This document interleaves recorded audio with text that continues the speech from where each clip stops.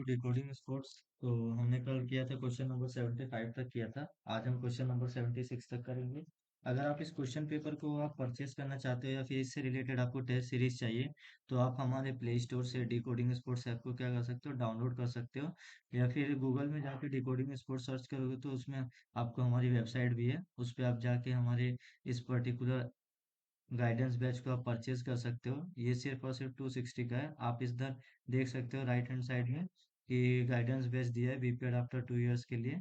तो आप इसमें व्यू डिटेल्स करोगे तो आपको पूरा डिटेल्स मिल जाएंगी यहाँ पे related to the particular course. और अगर आप पूरा टेस्ट सीरीज खरीदना चाहते हो तो आपको ओनली एंड ओनली 200 में मिल जाएगा।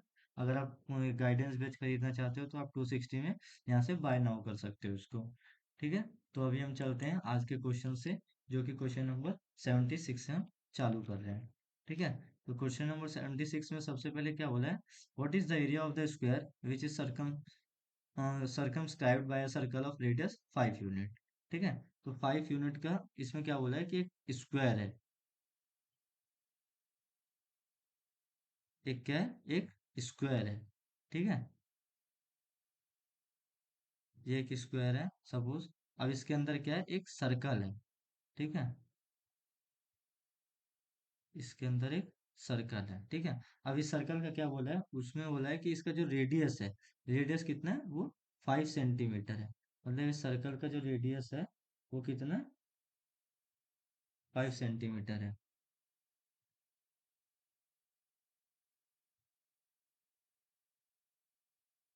वेट वेट वेट, ऐसे नहीं होगा, ये होगा।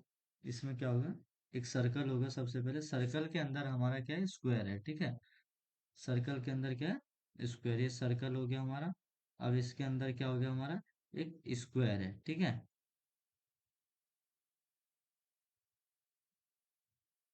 ये हमारा स्क्वायर हो गया। तो इसमें क्या बोला, क्वेश्चन में क्या बोला, what is the area of a square which is circumscribed by a circle of radius 5 unit. ठीक है। तो इसमें क्या बोला कि इस सर्कल का रेडियस कितना बोला है उसने, वो बोला है 5 यूनिट। ठीक है। 5 यूनिट बोला है। ठीक है। 5 यूनिट उन्होंने बोला है सर्कल का रेडियस। तो अगर रेडियस हमारा 5 यूनिट है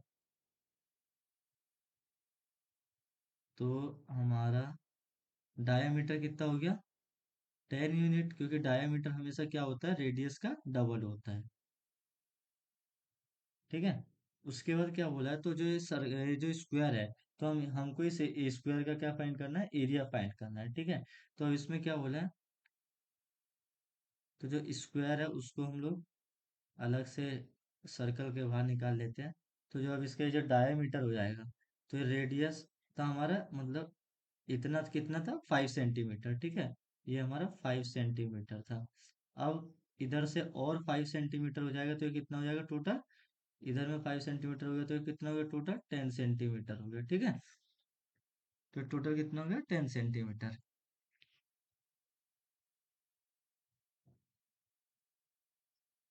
अब 10 सेंटीमीटर हो गया है, तो जो हमारा पूरा स्क्वायर है एक इसमें हो गया, टू पार्ट्स में डिवाइड हो गया। तो एक साइड इसकी है, दो ट्राइंगल्स में आ गया, तो एक ही हो गया, एक ही हो गया। ठीक है। अब जो इसका जो हाइपोटेनियस है, ये क्या हो जाएगा, a√2। ठीक है।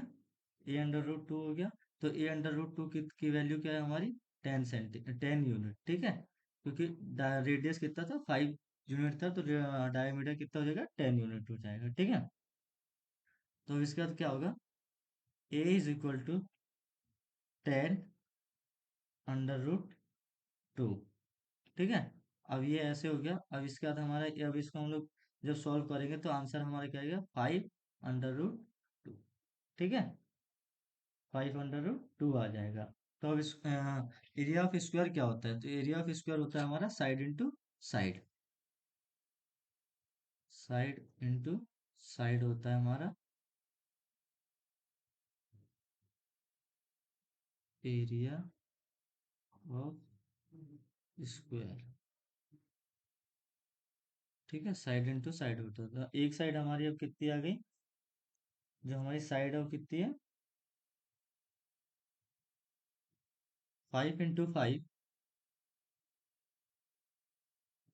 5 × 5 = अब हम लोग इसको कैसे लिख सकते हैं, 5 अंडर रूट 2 का होल स्क्वायर, ठीक है, इसका होल स्क्वायर। तो इसका होल स्क्वायर अब कर दिया तो 5 5 से 25, और जब रूट 2 और रूट 2 को हम लोग मल्टीप्लाई करते हैं तो फिर वो क्या हो जाता है, जो रूट है वो हमारा हट जाता है, तो इंटू 2 हो जाएगा। तो इसका आंसर क्या आ जाएगा, 50 इसका आंसर आ जाएगा। तो 50 स्क्वायर फीट दिया है, तो ऑप्शन नंबर जो 3 है हमारा इसमें, वो राइट आंसर है, ठीक है। अब अगले क्वेश्चन की तरफ चलते हैं। A sum of money is to be distributed among four persons in the proportion of 3:3:2:5. If second person get rupees 500, then third person, then what is the share of the fourth person? देखो इसमें क्या बोला कि second person है, अगर उसको 500 रुपये मिल रहे हैं, देन थर्ड पर्सन, मतलब कि 500 रुपये ज्यादा मिल रहे हैं सेकंड पर्सन को as compare to the third person, then what is the share of the, तो फिर जो फोर्थ पर्सन है उसका क्या शेयर होगा, ठीक है। तो रेशियो जो है हमारा,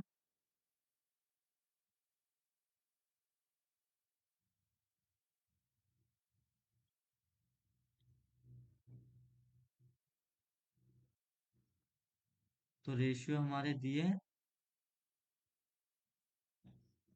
3:2:5, मतलब जो सेकंड, जो हमारा थर्ड पर्सन है उसको 2 रेशियो, और जो सेकंड पर्सन है उसका कितना, 3 रेशियो, मतलब कि सेकंड पर्सन का 1 रेशियो ज्यादा है, ठीक है।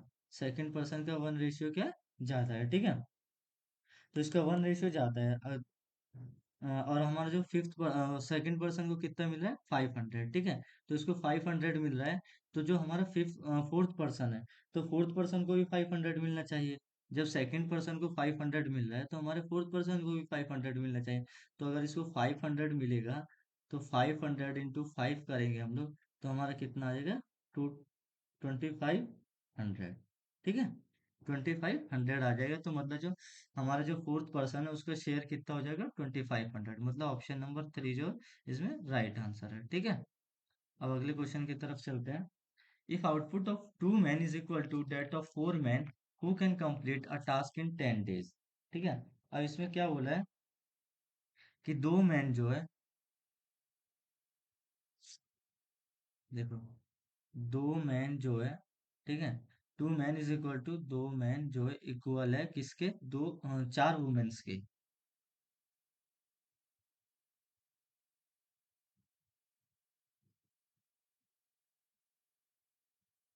2 मैन जो है वो इक्वल है 4 वुमेन्स के लिए, ठीक है। अगर 2 मैन इक्वल है 4 वुमेन्स के लिए, then who can complete a task, को वर्क कितने दिन में कर रहे हैं, टास्क को एक टास्क को 10 दिन में कर रहे हैं, ठीक है, वर्किंग टुगेदर, जब वो साथ में मिलके काम कर रहे हैं।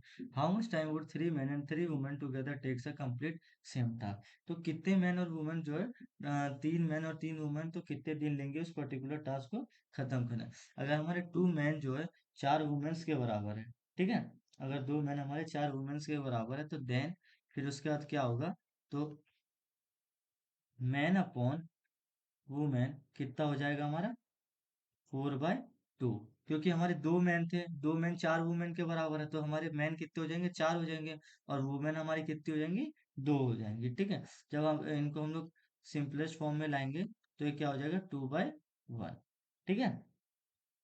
अब इसके बाद क्या है, इसके बाद क्या बोला था कि 2 मैन थे और 4 वुमेन थी।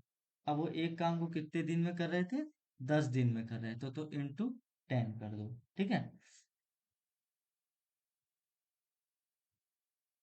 अब 2 मैन हमारे कितने थे, मैन हमारे थे 2, ठीक है, ये आप देख पा रहे हो इधर में ये वाली वैल्यू, ये कितनी है, 2, ठीक है। फिर इसमें ऐड कर दो 4, और हमारे वुमेन्स कितने थे, वुमेन्स हमारी एक थी, मतलब ये, तो इंटू 1 कर दो, ठीक है, ब्रैकेट क्लोज कर दो, इंटू 10 कर दो, तो फिर इसको सॉल्व कर दो, तो 2 2 तो 4 हो गया, 4 और इधर में प्लस आप कर दोगे 4, तो 8 हो जाएगा, ठीक है। तो 8 × 10 is equal to 80 is the total work, ठीक है। अगर हमारा 80 जो है टोटल वर्क है, तो हमारा टोटल वर्क क्या हो गया, टोटल वर्क इज 80, ठीक है। अगर टोटल वर्क 80 है, तो 80 बाय अब कितने मैन और वुमेन को हमको कितने दिन में, 3 मैन और 3 वुमेन कितने दिन में काम कंप्लीट कर देंगे, ये फाइंड करना है। तो 3 man plus 3 women is equal to, इनको अब सॉल्व कर दो तो हमारा एक मैन कितना था, 3 इंटू 2 हो जाएगा, ठीक है, प्लस 3 इंटू 1 हो जाएगा, ठीक है। तो ये कितना हो गया, 86 प्लस 3, ठीक है, मतलब कि 80/9 इज इक्वल टू कितना हो जाएगा हमारा।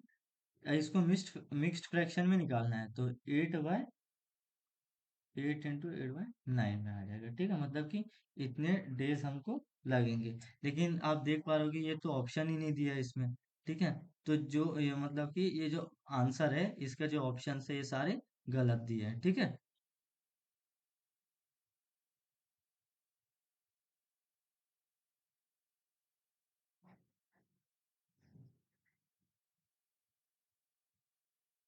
अब आगे चलते हैं क्वेश्चन नंबर 79 की तरफ। Two partners P and Q invest in a company in the ratio of 2:1. If Q share is the total profit is rupees 1500, then what was the total profit? ठीक है। अब P और Q क्या है, ठीक है। तो दो आदमी है, एक P है और एक Q है, ठीक है। तो P का रेशियो क्या है 2 और Q का रेशियो क्या है 1। If Q shares in the total profit is rupees 1500, अगर Q का जो शेयर है वो टोटल कितना है 1500, मतलब कि Q का शेयर क्या हो गया 1500 हो गया, ठीक है। तो भाई अगर क्यू का शेयर 1500 है तो इसका तो फिर ज्यादा होना चाहिए क्योंकि इसका रेशियो तो ज्यादा है, ठीक है। तो इसका अगर आप 1500 इंटू 2 कर दोगे तो आपको इसका टोटल अमाउंट पता चल जाएगा कि इसका कितना प्रॉफिट है, ठीक है। अब हमको टोटल प्रॉफिट फाइंड करना है। जब हमको पता चल गया भाई पी का 3000 आ रहा है और क्यू का 1500 आ रहा है, तो अब जब हम इन दोनों P plus Q is equal to total profit, तो ये क्या हो जाएगा, जब हम इन दोनों का प्रॉफिट को ऐड कर देंगे तो हमारा टोटल प्रॉफिट आ जाएगा। तो पी का कितना आ रहा है 3000, ठीक है, और क्यू का कितना आ रहा है 1500। तो जब हम इन दोनों को ऐड कर देंगे तो कितना हो जाएगा 4500, क्या हो जाएगा हमारा टोटल प्रॉफिट, ठीक है। तो ऑप्शन नंबर जो सेकंड है इसका राइट आंसर है, ठीक है। अब आगे चलते हैं। The loss after selling a commodity of rupees 225, ठीक है, is same as the profit after selling it for rupees 415. What is the cost of the commodity, ठीक है। अगर देखो इसमें क्या बोला है, अगर मान के चलो एक प्रोडक्ट है, ठीक है, उसका जो वो लोग उस पर्टिकुलर प्रोडक्ट को बेच रहे हैं 225 रुपये में विद लॉस के साथ, वो भी ठीक है। अब ये हो गया कॉस्ट प्राइस, ये हो गया इसका 415 रुपये में क्या हो रहा है गेन हो, ठीक है, मतलब 415 रुपये में उसी पर्टिकुलर प्रोडक्ट को बेच रहे हैं गेन के साथ, ठीक है, मतलब कि प्रॉफिट के साथ, ठीक है। तो अब इसके बाद क्या होगा, तो इसको कैलकुलेट करने के लिए हमारे पास एक फॉर्मूला है ना, तो हमको लॉस पता है ना प्रॉफिट पता है, ठीक है। तो अब इसके लिए क्या करेंगे, तो हम प्रॉफिट भी हमारा क्या हो गया एक्स हो गया, लॉस भी हमारा क्या हो गया एक्स हो गया, ठीक है। तो प्रॉफिट और लॉस को जब हम दोनों ऐड कर देंगे तो एक्स और एक्स मिला के 2x हो गया, ठीक है। अब 2x is equal to 225 plus 415, ठीक है। अब इसको ऐड करेंगे तो 2x इज इक्वल टू कितना आ जाएगा 640, ठीक है। 5 5 10 0 1 2 3 4 और 4 2 6, ठीक है, 640 आएगा। फिर x is equal to 640 divided by 2 करेंगे तो कितना आएगा हमारा 320, जो हमारा आंसर होगा, ठीक है। हमने x और x के लिए, क्योंकि इसमें प्रॉफिट लॉस हमको पता नहीं था, इसीलिए हमने इन दोनों को ऐड करके, क्योंकि उसमें सेम प्रोडक्ट को हम लोग बेच रहे हैं इसीलिए उसको ऐड किया गया, ठीक है। तो 320 जो इसका राइट आंसर है। अब आगे चलते हैं। तो अगर आप ये पूरा टेस्ट सीरीज खरीदना चाहते हो तो आप हमारे प्ले स्टोर से इस पर्टिकुलर डिकोडिंग स्पोर्ट्स ऐप को क्या कर सकते हो, डाउनलोड कर सकते हो। जब आप डाउनलोड और रजिस्ट्रेशन कर लोगे, उसमें साइन अप कर लोगे, तो वहां पे आप देख पाओगे कि आपको राइट हैंड साइड में COT PG BPED 2 years after graduation guidance batch दिखेगा। तो गाइडेंस बैच में अगर आप पूरा पर्टिकुलर इसको लेना चाहते हो तो 260 में आपको मिल जाएगा ये। अगर आप टेस्ट सीरीज लेना चाहते हो, टेस्ट सीरीज सिर्फ और सिर्फ मात्र आपको 200 रुपीज में अवेलेबल है, ऐप पर आप उसको परचेज कर सकते हो, ठीक है। और एक गाइडेंस बैच परचेज करना चाहते हो तो 260 के नीचे आपको बाय नाउ दिखेगा। बाय नाउ पे क्लिक करने के बाद, पेमेंट करने के बाद आप इस पर्टिकुलर बैच को खरीद सकते हो, ठीक है। अब नेक्स्ट क्वेश्चन की तरफ चलते हैं। Question number 81। अब ये क्या है, सब जो है रीजनिंग्स के क्वेश्चन है, ठीक है। The question given below consists of a statement followed by three arguments numbered 1, 2, and 3. You have to decide which of the argument is a strong argument and which is a weak argument. ठीक है। मतलब इस question में बोला है कि आपको नीचे दिए गए क्वेश्चन में क्या है, तीन आर्ग्यूमेंट्स दी गई है। आपको उनको क्या करना है, लेवल करना है कि भाई कौन सी आर्ग्यूमेंट जो है सबसे ज्यादा स्ट्रांग है, ठीक है। तो स्टेटमेंट दिया है, should India make effort to promote cottage industry. तो इसका क्या मतलब बोला है, स्टेटमेंट में बोला है कि क्या इंडिया जो है कॉटेज इंडस्ट्री को प्रमोट करता है कि नहीं करता है, ठीक है। तो अब उसके अगेंस्ट में आर्ग्यूमेंट दिया है, yes it will address the rural employment unemployment in India to some extent, ठीक है। तो इसमें क्या बोला है कि अगर कॉटेज इंडस्ट्री रहती है तो जो रूरल एरिया मतलब जो गांव देहात में जो अनएम्प्लॉयमेंट है, बेरोजगारी है, उसको कहीं ना कहीं थोड़ा गाना कम कर देती है, ठीक है। सेकंड ऑप्शन में क्या बोला है, yes it will address the problem of excess migration to cities. तो इसमें क्या बोला है कि जो गांव वाले जो लोग रहते हैं वो क्या रहते हैं कि शहर की तरफ ज्यादा चलने चले जाते हैं। इन द किस लिए जाते हैं वो लोग, ताकि उनको एम्प्लॉयमेंट मिल जाए। तो अगर कॉटेज इंडस्ट्रीज हमारे रूरल एरियाज में ज्यादा होंगी तो लोग जाएंगे ही नहीं शहर की तरफ, वो लोग अपना रोजगार वहीं ढूंढ लेंगे। फिर थर्ड में क्या बोला है, no the population of India is so strong that the supply can hardly meet the demand. तो थर्ड पॉइंट में बोला है कि नहीं नहीं, पॉपुलेशन इंडिया का जो पॉपुलेशन है वो इतना ज्यादा है कि जो डिमांड है, सप्लाई मतलब कि जो कॉटेज इंडस्ट्री से जो भी प्रोडक्ट आपका बन रहा है बाद में, वो फुलफिल ही नहीं हो पा रहा है मार्केट्स में, ठीक है। अब नीचे ऑप्शन देखते हैं, choose the most appropriate answer from the option given below. Only argument one is strong, only argument two is strong, both argument one and two are strong, all argument one two and three are strong. तो जैसा कि आप देख पा रहे हैं, कहीं ना कहीं अगर कॉटन इंडस्ट्रीज जो रूरल एरियाज में आ जाएंगी तो वो अनएम्प्लॉयमेंट को कम कर देंगे, ठीक है। पहला ठीक है हमारा, पहला जो ऑप्शन है ये ठीक है। फिर yes it will address the problem of excess, हाँ एक्सेस माइग्रेशन हमारा नहीं होगा। तो मतलब कि हमारे ये दोनों option, population of India is so large, ये तो कोई मतलब नहीं होगा। अगर पॉपुलेशन किसी भी कंट्री का ज्यादा है तो वो पर्टिकुलर कंट्री उस पर्टिकुलर प्रोडक्ट को भी तो ज्यादा प्रोड्यूस करेगी। ऐसा तो है नहीं, पॉपुलेशन ज्यादा है तो उसकी जो डिमांड है उसको कम कर दी जाएगी, ऐसा तो नहीं है ना। तो इसलिए जो हमारा इसका राइट आंसर होगा वो होगा option number third, both argument one and two are strong, ठीक है।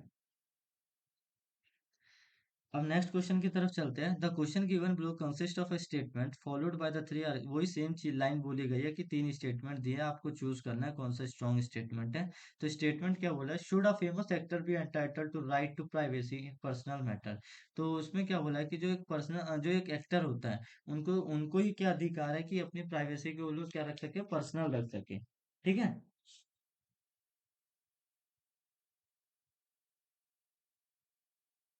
अब इसके जो ऑप्शंस दिए हैं, yes in personal matter a famous actor has an equal right to privacy as any other member of the society. हाँ, अब पहले ऑप्शन में क्या बोला है कि हाँ भाई, जैसे कि दूसरे लोगों को अपने पर्सनल मैटर्स को क्या प्राइवेसी रखनी पड़ती है, उसी प्रकार जो एक्टर लोग भी अपनी समाज में उसी प्रकार अपनी प्राइवेसी को क्या कर सकते हैं, क्लोज रख सकते हैं, ठीक है।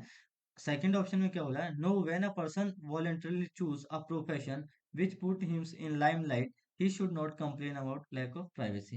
अब इसमें क्या हो रहा है कि नहीं नहीं, अगर कोई पर्सन है वो अपनी इच्छा के अनुसार ही अगर उस पर्टिकुलर प्रोफेशन को चूज कर रहा है और वो हमेशा क्या रहता है, लाइमलाइट्स में रहता है, मतलब कि नजरों में सुर्खियों में बने रहता है, ठीक है। तो उसके पास मतलब उसको ये कंप्लेन नहीं करनी चाहिए कि हाँ ये मेरी प्राइवेसी, आप ये नहीं कर सकते, आप मेरे साथ ऐसा नहीं कर सकते। तो उनको पता है कि उनका प्रोफेशन ही वो है, तो उसमें लैक ऑफ प्राइवेसी है, तो फिर वो ये चीज के बारे में कंप्लेन नहीं कर सकते, ठीक है। अब थर्ड में क्या बोला है, no loss of privacy is a fair price to pay for the fame and money that a famous actor gets. इसमें बोला है कि नहीं नहीं, जब आप प्राइवेसी को क्या करोगे, उसको जो आप खोगे तभी जाके आपको क्या मिलेगा, फेम मिलेगा, पैसा मिलेगा, प्राइवेसी मिलेगी, ठीक है। तो इसमें आपको सबसे ज्यादा स्ट्रांग ऑप्शन कौन सा लग रहा है। तो इसमें जो सबसे ज्यादा ऑप्शन है वो यही है, पहला वाला ही लग रहा है, क्योंकि yes in personal matter of famous actor, क्योंकि जिस प्रकार सामान्य इंसान को अधिकार है अपनी प्राइवेसी को रखने का, सुरक्षित रखने का, उसी प्रकार एक एक्टर को भी अपनी प्राइवेसी को क्या सुरक्षित रखने का अधिकार है। तो इसमें क्या होगा, only argument one is strong. ठीक है, अब नेक्स्ट क्वेश्चन की तरफ चलते हैं। Question number 83। In the following question, two statement number one and two are given. The birth rate in the district has been decreasing for the last 5 years. मतलब कि जो बर्थ रेट है, मतलब जो बच्चों के जन्म होने का जो रेट है, ठीक है, वो क्या हो रहा है, लास्ट 5 ईयर्स से घटते जा रहे हैं कुछ जिलों में। ठीक है, the district administration has conducted extensive door to door family planning campaigns among the uneducated. हुआ तो जो डिस्ट्रिक्ट का जो एडमिनिस्ट्रेशन है, ठीक है, जो डिस्ट्रिक्ट के जो जिले के जो एडमिनिस्ट्रेशन है, उसने क्या किया कि वो हर किसी के घर गए और उन्होंने जो फैमिली प्लानिंग के कैंपेन जो लॉन्च किया था उसके बारे में क्या किया है, जो गरीब लोगों को नहीं पता था उनको उसके बारे में बताया। ठीक है, तो इसमें अब ऑप्शन देखते हैं, choose the most appropriate answer from the option given below. ठीक है, तो इसमें जो आंसर सही आंसर है वो आपके सेकंड ऑप्शन है, statement two is the cause and statement one is its effect. ठीक है, तो option number to is the right answer for this question. अब आगे चलते हैं क्वेश्चन नंबर 84 की तरफ। ठीक है, in the following question two statement number one and number two are given. Spherical shape has the least possible surface area and highlight highest surface tension. ठीक है, rain drop has a spherical shape. हाँ, तो rain drops का क्या रहता है, spherical shape रहता है। ठीक है,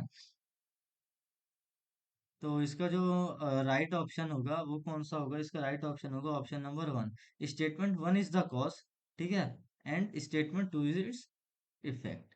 मतलब option number one is the right answer for this question. अब आगे चलते हैं क्वेश्चन नंबर 85 की तरफ। In the following question two statement number one and two are given. Part of straight stick which is partially immersed in water appears to be bent। ठीक है, इसमें क्या बोला है कि जो एक स्ट्रेट स्टिक रहते हैं, क्या होता है कि आपने देखा होगा जब आप किसी भी पर्टिकुलर चीज को एक साफ पानी के अंदर डालते हो, चाहे वो नदी हो या चाहे वो स्विमिंग पूल हो, तो वो क्या लगता है कि आपको जब आप बाहर से देखोगे तो आपको लगेगा कि वो बैंड है, वो कुछ बैंड हुई चीज पड़ी है। लेकिन जब आप उसको निकालते हो तो आप देखोगे कि नहीं, वो तो एकदम स्ट्रेट है। ठीक है, वो तो एकदम स्ट्रेट है। अब सेकंड पॉइंट में क्या बोला है, pools of water appears to be less deep than it's really is. हाँ, तो ये क्या होता है, ये वाकई में ही होता है कि जब आप देखोगे स्विमिंग पूल को, देखोगे जो स्विमिंग पूल का पानी एकदम साफ रहता है, तो जब आप देखोगे तो आपको लगेगा कि स्विमिंग पूल तो ज्यादा गहरा नहीं है। लेकिन जब आप उसमें एक्चुअली प्रेजेंट में जब उसके अंदर जाओगे तब आपको पता चलेगा कि वो कितना गहरा है। ठीक है, तो इसका जो राइट आंसर है वो क्या है, ऑप्शन नंबर कौन सा हो सकता है इसमें, इसका जो राइट आंसर है वो है ऑप्शन नंबर फोर। ठीक है, both the statement one and two are effect of independent cause. अब आगे चलते हैं 86 पे। In the following question two statement number one and two are given.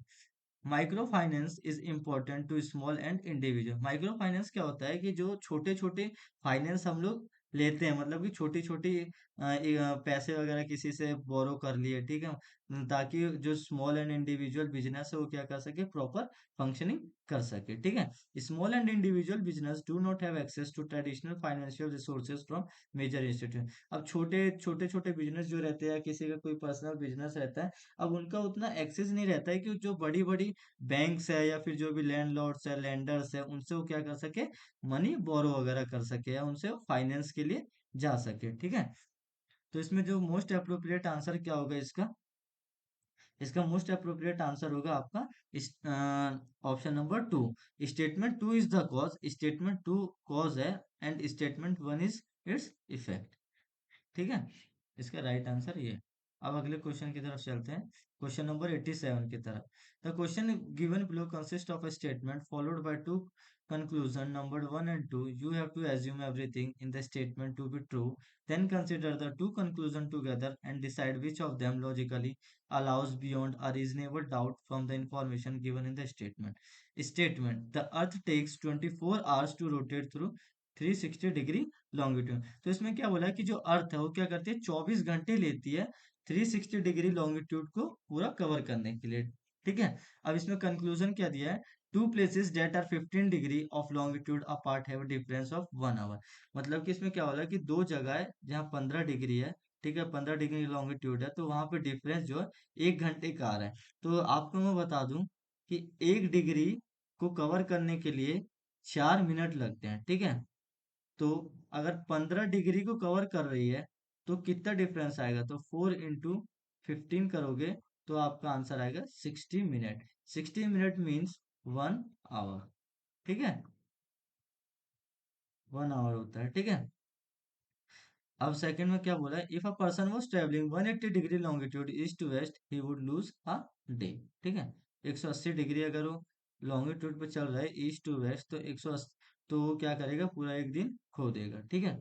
तो इसका जो राइट आंसर है, राइट आंसर इसका क्या होगा, इसका राइट आंसर होगा ऑप्शन नंबर थर्ड, ठीक है। Both conclusion 1 and 2 follows.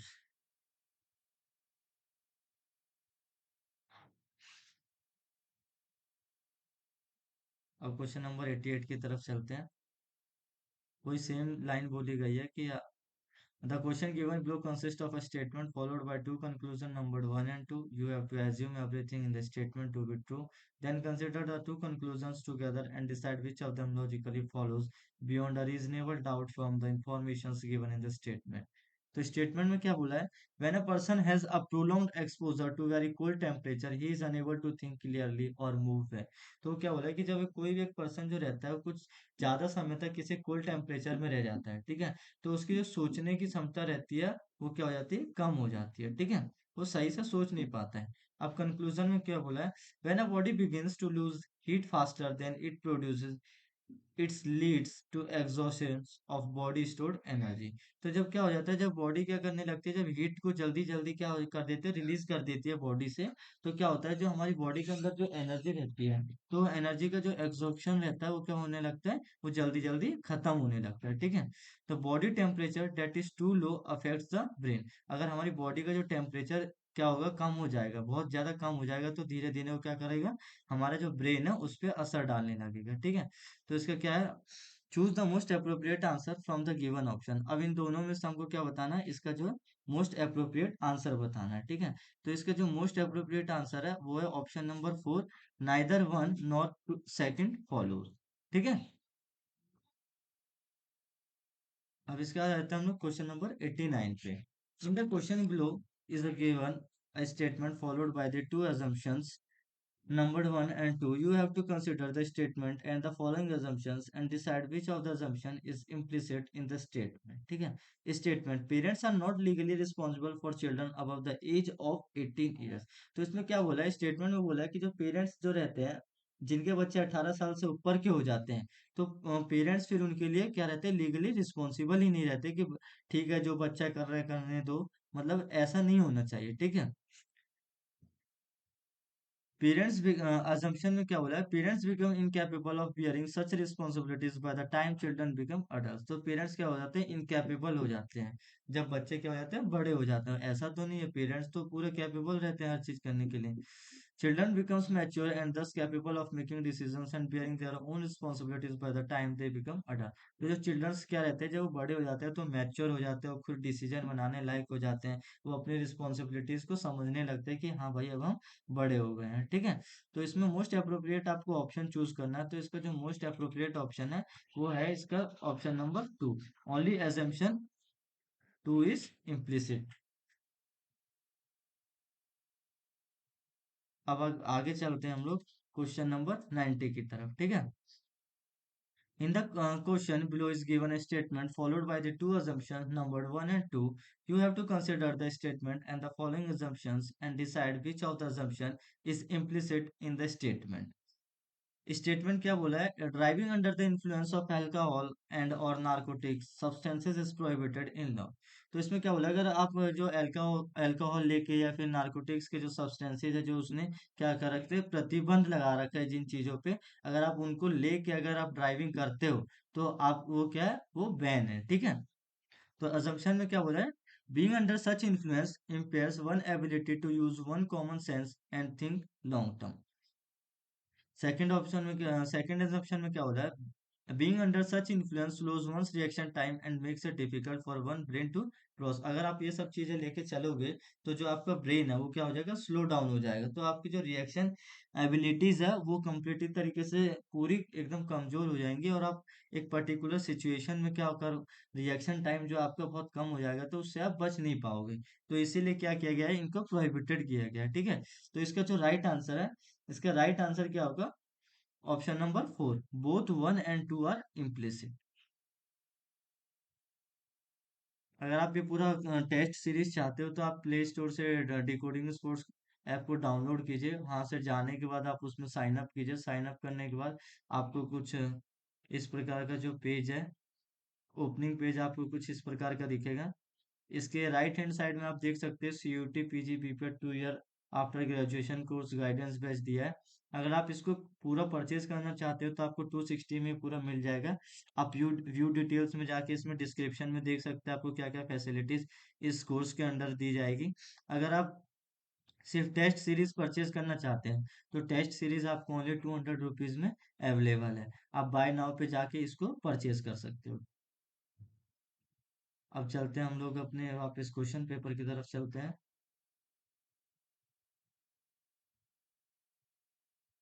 Question number 91, ठीक है। क्वेश्चन नंबर 91 में क्या बोला है, the question given below consist of a statement followed by the two conclusions number 1 and 2, you have to assume everything in the statement to be true, then consider the two conclusions together and decide which of them logically follows beyond a reasonable doubt from the information given in the statement। Statement क्या बोला है, sand is not very cold at the retaining heat. तो sand क्या बोला है, very good at retaining heat. तो क्या बोला कि जो सैंड है वो क्या है, अच्छी नहीं होती है जो जो रिटेनिंग हीट के लिए, ठीक है। अब कंक्लूजन में क्या बोला, sandy deserts are very hot during the day when sand releases heat into the air and is reheated by the sun। तो सैंडी डेजर्ट्स क्या रहते हैं, दिन के समय बहुत ज्यादा गर्म रहते हैं, ठीक है। when sand releases heat into the air and is reheated by the sun. और रात के समय क्या हो जाते हैं वो लोग, ठंडे हो जाते हैं, क्योंकि जो हीट जो रहती है वो क्या हो जाती है, रिलीज हो जाती है इन द एयर में। सेकंड कंक्लूजन क्या बोल रहा है, sandy deserts are very cold at the night when sand has released heat into the air and can not be reheated by the sun. तो रात के समय क्या हो जाता है, जो रेगिस्तान है वो बहुत ज्यादा ठंडा हो जाता है, क्योंकि जो हीट है वो ऑलरेडी आपकी रिलीज हो चुकी है इन द एयर। और रात में क्या रहता है कि सन भी नहीं रहता है, तो सन नहीं रहता है तो वापस जो सैंड है वो गर्म थोड़ी ना हो पाएगी, इसीलिए वो ठंडी रहती है, ठीक है। Choose the most appropriate answer from the option given below. तो इसका जो राइट आंसर है वो होगा बोथ कंक्लूजन 1 and 2 फॉलोस। मतलब कि इसके जो दोनों कंक्लूजन 1 और 2 है वो दोनों ही सही है इसके। अब आगे चलते हैं क्वेश्चन नंबर 92 की तरफ। In the given question below is given a statement followed by the two assumptions number 1 and 2. You have to consider the statement and the following assumptions and decide which of the assumption is implicit in the statement। Statement में क्या बोला है, school admit childrens living within a certain radius. तो school क्या करता है कि admit करता है चिल्ड्रंस को, ताकि वो एक पर्टिकुलर जो एक पर्टिकुलर रेडियस में रहते हो स्कूल के, उन्हीं को वो क्या करता है, एडमिट करता है अपने स्कूल में। तो अजम्पशन में क्या बोला है, the closer the homes of childrens are to their school the easier is for schools to collect fees. और इसमें अजम्पशन में बोला है कि जितना पास में जिसको बच्चों के घर रहेंगे उतना स्कूल को आसानी होगी फीस को कलेक्ट करने के लिए। एक अजम्पशन ये दिया है। दूसरा assumption क्या बोला है, the closer the homes of children are to their schools the easier is for school to drop childrens home in medical emergency. दूसरा assumption में क्या बोला है कि जितने पास बच्चों के जो घर होंगे, स्कूल से जितने पास बच्चों के घर होंगे उतना आसान होगा स्कूल को, अगर कोई भी मेडिकल इमरजेंसी आती है किसी भी बच्चे को, ताकि उसको लोग उसके घर छोड़ सके, तो उतना आसानी होगी उनको उस बच्चे को उसके घर तक छोड़ने में। तो choose the most appropriate answer from the option given below. तो इसका जो मोस्ट अप्रोप्रिएट आंसर क्या होगा, इसका होगा दोनों के दोनों ऑप्शन ये क्या है, एकदम फालतू है। तो ये एजम्पशन इसमें क्या है, दोनों के दोनों ही गलत है। तो neither one not two is implicit, ठीक है। अब नेक्स्ट क्वेश्चन की तरफ चलते हैं। Cardiologist is to heart. अगर जो कार्डियोलॉजिस्ट वो कार्डियोलॉजिस्ट कौन रहता है, जो हमारे दिल के हार्ट से रिलेटेड सारी प्रॉब्लम जो भी होती है, डिजीजेस जो होती है, उनको क्या करते हैं, एग्जामिन करते हैं, ठीक है। तो पल्मोनोलॉजिस्ट किससे हो जाएगा? पल्मोनोलॉजिस्ट जो रहते हैं हमारे लंग्स से रिलेटेड डिजीजेस को ठीक करने वाले डॉक्टर्स रहते हैं, ठीक है। अब आगे चलते हैं। Floriculture is to flower as sericulture is to. अगर फ्लोरिकल्चर किससे होता है? फ्लावर से होता है। तो सेरिकल्चर किससे होगा? ये होगा आपका सिल्क से होगा। अब आगे चलते हैं। Friction is to literature. अगर जो फ्रिक्शन कहाँ, फ्रिक्शन किस में मिलता है? लिटरेचर में मिलता है। तो as alliteration is to. Alliteration किस में मिलता है? आपने पोएम्स वगैरह पढ़ी होंगी, तो उसमें डिफरेंट टाइप ऑफ एलिट्रेशंस रहते हैं, तो वो एलिट्रेशन क्या रहता है? फिगर ऑफ स्पीच होता है, ठीक है। अब नेक्स्ट क्वेश्चन देखते हैं। Question number 96। Which of the following form a consistent group. तो इसमें से एक कौन सा, ये पांचों में से कौन सा एक कंसिस्टेंट ग्रुप फॉर्म कर रहा है? तो इसका जो आंसर है वो है option number 3, A B D and E, मतलब dance, opera and play and instrumental music. ये इसका राइट आंसर है। अब नेक्स्ट क्वेश्चन देखते हैं। विच of the following forms a consistent group. ये भी उसी प्रकार है, उसी सेम क्वेश्चन से रिलेटेड है। इसमें पूछा है कि कौन सा कंसिस्टेंट ग्रुप कर रहा है। तो इसमें जो आपका एंथ्रासाइट्स, ग्रेफाइट्स, ये सब क्या है? ये एक तरह के आपके वो रॉक्स हैं, ठीक है। एंथ्रासाइट्स, ग्रेफाइट्स एंड पीट एंड बिटुमिनियस, ठीक है। ये सब क्या है? एक प्रकार के रॉक्स है सब। तो एक ही कैटेगरी के हैं सब। नेक्स्ट क्वेश्चन देखते हैं। विच of the following forms a consistent group. तो इसमें से कौन से, ये चारों में से कौन से जो है कंसिस्टेंट ग्रुप फॉर्म करते हैं, ठीक है। तो इसमें कौन कौन से हो जाएंगे हमारे? हाइग्रोमीटर हो जाएगा, बैरोमीटर हो जाएगा, फिर थर्मोमीटर हो जाएगा एंड ग्लूकोमीटर। तो इसमें क्या दिया है? चार ही ऑप्शन दिए, लेकिन जो हमारा क्वेश्चन में आप देख पा रहे हैं कि क्वेश्चन में सिर्फ ई तक दे दिया है। ई तो जबकि इसमें हमारा दिया ही नहीं है, ठीक है। तो ई दिया ही नहीं है, तो मतलब कि ये तीन ऑप्शन तो हमारे नहीं हो सकते, ठीक है। तो हमारा जो राइट आंसर होगा ये होगा first. Question number 99। If the following statements are true, all poets are idealist, some idealist are philosophers. मतलब सारे पोइट्स क्या है? आइडियलिस्ट है, और कुछ आइडियलिस्ट क्या है? फिलोसोफर्स है। And some poets are not philosopher, और कुछ जो कवि है वो क्या फिलोसोफर नहीं है। तो which of the following statements can be inferred as the true. तो कौन सा स्टेटमेंट जो है वो ट्रू हो सकता है? तो पहला ऑप्शन क्या बोला है? सम आइडियलिस्ट आर पोइट्स। फिर बी ऑप्शन क्या बोला है? नो फिलोसोफर्स आर पोइट्स, मतलब कि कुछ फिलोसोफर्स क्या है? पोइट नहीं है। फिर उसके बाद क्या बोला है? सम फिलोसोफर्स आर आइडियलिस्ट, मतलब कि कुछ फिलोसोफर्स क्या है? वो आइडियलिस्ट है। Some poets are not idealist, लेकिन कुछ पोइट्स जो है वो आइडियलिस्ट नहीं है। All idealist are poets. अब क्या बोला है कि जो सारे आइडियलिस्ट है वो क्या है? पोइट है। तो इसमें जो आपका जो राइट आंसर होगा, सम आइडियलिस्ट आर पोइट्स, मतलब कि एक तो आपका ए हो जाएगा, और एक हो जाएगा सम फिलोसोफर्स आर आइडियलिस्ट, मतलब कि ए और सी आपका राइट आंसर, मतलब कि ऑप्शन नंबर थर्ड जो है आपका राइट आंसर है, ठीक है। नेक्स्ट क्वेश्चन देखते हैं, last question for today. If the following statements are true, all snakes are reptiles and some snakes are poisonous creatures, but some poisonous creatures are not snake। ठीक है, ये एक statement दिया है। अब इससे रिलेटेड क्या क्वेश्चन पूछा है? Which of the following statements can be inferred as true. अब इन पांच में से आपको बताना है कि कौन सा स्टेटमेंट जो ट्रू है। तो इसमें जो आपको हो जाएगा, some reptiles are not poisonous creatures, ठीक है। मतलब जो सारे जो रेप्टाइल्स होते हैं वो क्या होता है? हर कोई पॉइजनस नहीं होता है, ठीक है। और एक आपका ये वाला हो जाएगा, all poisonous creatures are snake. तो जितने पॉइजनस क्रिएचर्स होते हैं वो जो स्नेक की कैटेगरी में आते हैं,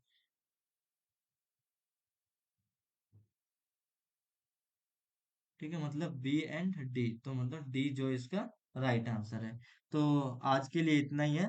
अगर आप ये पूरा क्वेश्चन पेपर आप परचेज करना चाहते हो, टेस्ट सीरीज परचेज करना चाहते हो, तो डी कोडिंग स्पोर्ट्स से आप हमारे वेबसाइट या फिर प्ले स्टोर से ऐप से आप ये डाउनलोड कर सकते हो। डाउनलोड किया, आप इसको परचेज कर लोगे तो आपके लिए पूरा बेनिफिशियल रहेगा। आपको वेरियस टाइप ऑफ टेस्ट देने के मौके मिलेंगे, आपकी प्रिपरेशन और अच्छी होगी उससे। और अगर आप पूरा गाइडेंस बैच लेना चाहते हो तो गाइडेंस बैच आपको 260 रुपीज में मिल जाएगा। बाय नाउ कर सकते हो। और उससे आप अपनी तैयारी को और अच्छे से कर सकते हो। तो आज के लिए इतना ही। Thank you.